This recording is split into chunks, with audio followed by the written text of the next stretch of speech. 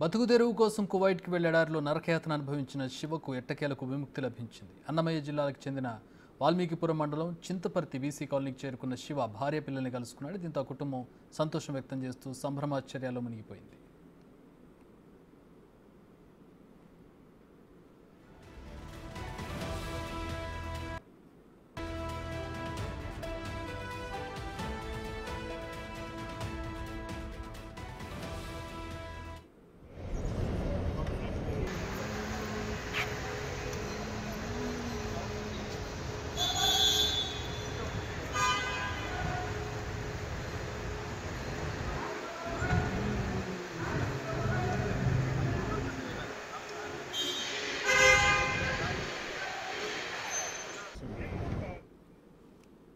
అయితే బాధితుడు శివ మనతో పాటు జూమ్లో జాయిన్ అవుతున్నారు, లైవ్లో జాయిన్ అవుతున్నారు. శివ, నమస్కారం అండి. నమస్కారం సార్. సంతోషం, మీరు చాలా క్షేమంగా ఇంటికి చేరుకున్నారు. ఎన్ని కష్టాలు పడ్డా చివరికి ఇంటికి చేరుకున్నారు. ఎలా ఉంది, ఎలా అనిపిస్తోంది? ఇన్ని కష్టాల అనంతరం మీ వీడియో వైరల్ అయింది. ఇంటికి చేరుకున్నాను, నా భార్య బిడ్డలతో ఇక్కడ సంతోషంగా ఉన్నాను. అసలు నేను ఇక్కడికి వస్తానని ఆశలు వదిలేశాను.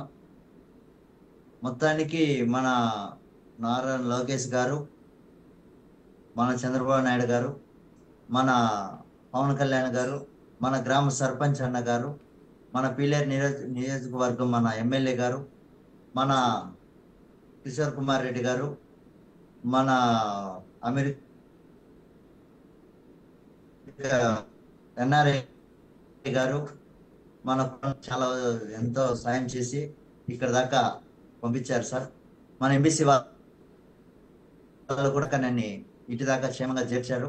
ప్రతి ఒక్కరికి కూడా పేరు పేరున నా ఒక్క ధన్యవాదాలు తెలియజేస్తున్నాను సార్. రైట్ శివ గారు, అంటే మీ కష్టాల గురించి ఇంకా మాట్లాడాలి అసలు, ఎందుకంటే అసలు మీరు ఎట్లాంటి కష్టాలు పడ్డారనేది కూడా తెలియాలి. చూసాం వీడియోలో మీరు మాట్లాడిన మాటలన్నీ చూసాం. అసలు ఇక్కడికి వస్తాను, రాగలను అనే ఒక నమ్మకం ఎప్పుడు కలిగింది, ఏ రోజు కలిగింది? సార్ ఇక్కడికి వస్తాను రాను అనేది ఆ వీడియో కూడా ఎందుకు పెట్టానంటే, నన్ను ఇంతకుముందు ఇలాగ చాలా మంది వీడియోలు పెట్టారు సార్.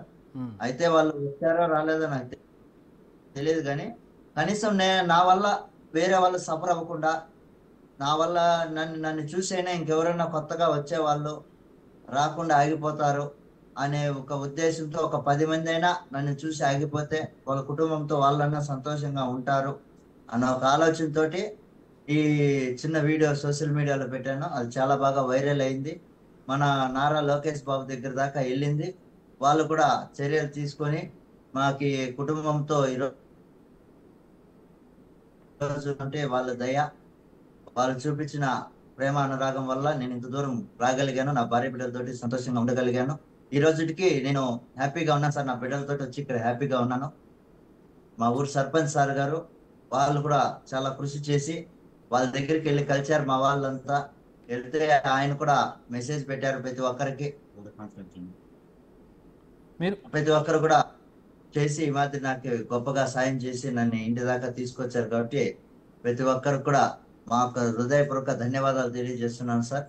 రైట్ శివ గారు, ఒకసారి వెనక్కి వెళదాం. అంటే అసలు ఎందుకు మీరు అక్కడికి కువైట్ వెళ్ళాల్సి వచ్చింది, ఎలా వెళ్ళారు, ఎవరి ద్వారా వెళ్ళారు, వెళ్ళిన తర్వాత ఏంటి మీ పరిస్థితి ఏంటి, అసలు ఏం జరిగింది?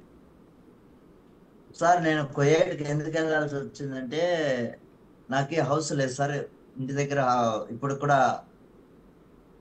దీంట్లోనే ఉంటున్నాను.